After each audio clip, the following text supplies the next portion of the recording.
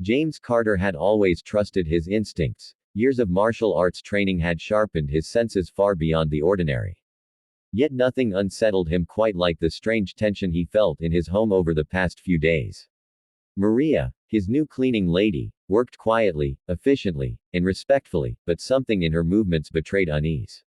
She avoided eye contact, flinched at sudden sounds, and constantly glanced out toward the backyard as if guarding a secret. James noticed everything, but he remained silent, waiting for the truth to reveal itself. That truth arrived sooner than he expected. One evening, as he walked past the back door, he heard a faint rustle, too soft to be an intruder, too irregular to be an animal. He approached the shed cautiously, every step measured. When he pushed the old wooden door open, the dim light spilled across the floor, and he froze where he stood. Curled up in the corner was a tiny Apache girl, no older than 6, her face hollow with hunger, her little body trembling from exhaustion and fear. Her clothes were dusty, almost torn, and her knees were scraped as though she had walked for miles. In her fragile hands she clutched a wooden doll decorated with feathers and tiny beads, something handmade, something precious. The moment James met her eyes, a silent plea flickered in them, a mixture of terror and hope. He opened his mouth to speak, but before he could utter a word, Maria appeared behind him, breathless, terrified, and already crying. "Please, sir," she whispered, voice shaking with guilt. "I didn't know where else to take her. She was alone in the woods, starving. If I left her there, she would have died." Her words trembled with desperation, but her eyes held nothing but truth. She wasn't hiding a crime, she was protecting a child who had no one. James exhaled slowly, letting the frustration leave his body. He realized Maria wasn't acting strangely out of fear for herself, she was afraid for the child. James knelt carefully, lowering himself to the little girl's level. She didn't move. She simply watched him, her large dark eyes tired but alert, as if she was trying to decide whether he was safe or dangerous. He extended a hand toward her, but she only tightened her hold on the doll, pressing it against her chest like a shield. Her silence spoke louder than any words could. She had seen something, something that left fear etched into her bones. Without hesitation, James scooped her up gently and carried her inside the house. She didn't resist, but she didn't relax either. He wrapped her in a thick blanket and offered her warm soup. She ate slowly at first, each bite cautious, but hunger eventually overpowered fear. Maria watched from the doorway, hands clasped nervously. James reassured her with a nod, she had done the right thing. No child deserved the kind of terror that had carved itself into this girl's expression. The first night, the girl slept sitting up, clutching her doll like a lifeline. She didn't speak, didn't cry, didn't even whisper. She only watched the corners of the room, as if expecting something, or someone, to appear. James stayed awake longer than usual, studying her drawings, her behavior, her eyes. He could sense trauma, but he also sensed strength. Whoever she was, whatever she had been through, she carried a story far heavier than her tiny frame suggested.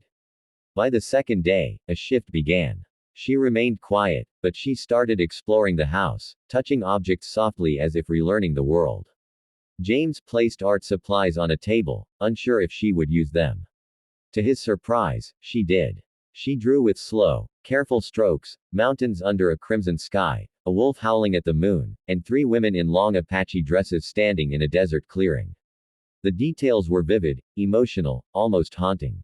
James studied the drawings late into the night. These weren't random doodles. They were memories, pieces of the world she came from, fragments of the people she trusted, perhaps even loved. Each page told a silent story. The mountains meant home. The wolf meant danger. And the 3 women, James saw the emotion in the lines, the longing, the fear, the hope. These women weren't strangers to her. On the 4th day, she finally lifted her gaze and looked James directly in the eyes. No fear. No hesitation. Only a quiet certainty. On the 4th morning, the sun had barely risen when a sudden thunderous knock rattled James's front door.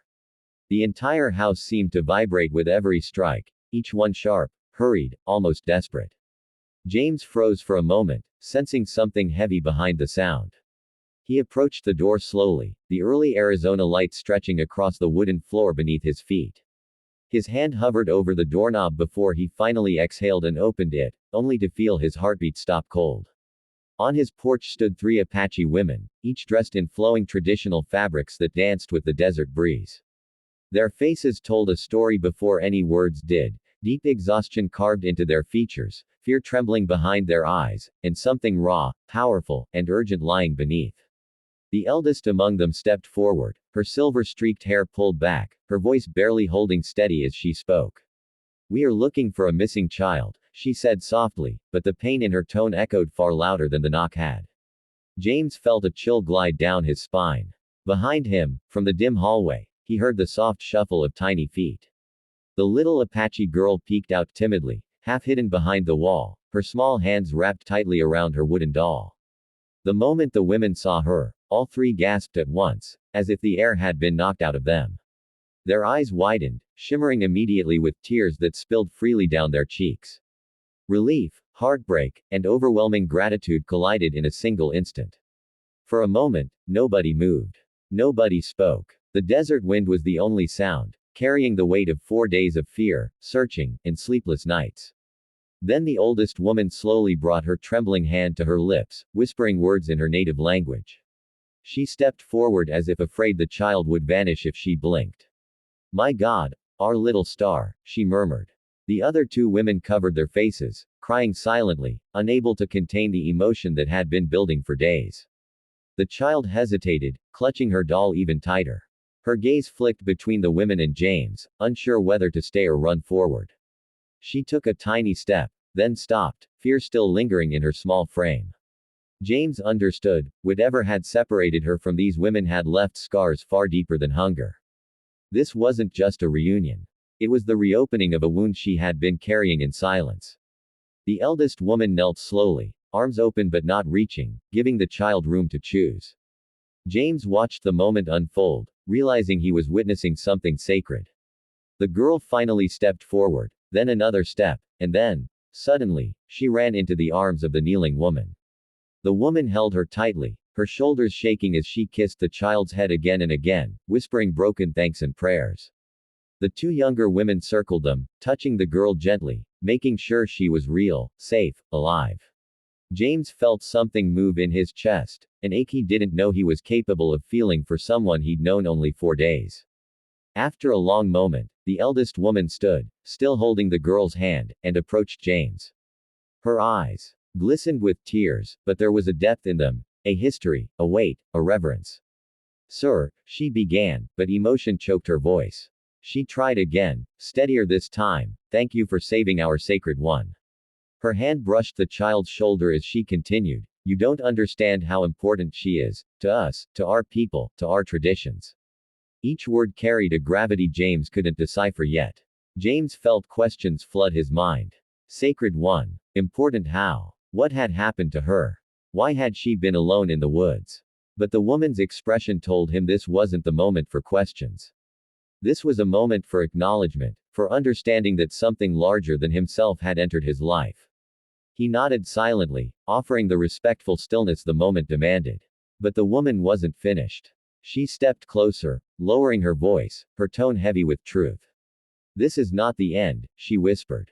"Her being found, this is only the beginning." Her words sent an unexpected shiver through James, a sensation of being pulled into a story far older and deeper than he had ever imagined. The desert morning seemed to shift around him, the sunlight suddenly feeling warmer, heavier, almost watchful. He glanced at the little girl, her timid eyes meeting his for just a moment, and felt an unspoken connection he couldn't explain. The women gathered around the child, preparing to take her home, but the way they looked back at James made it clear, their paths were now tied together in ways he had yet to discover. And as he stood in the doorway, watching them walk toward the rising sun, he understood one thing with absolute certainty: whatever story he had stepped into, he was now a part of it. And it was only the beginning.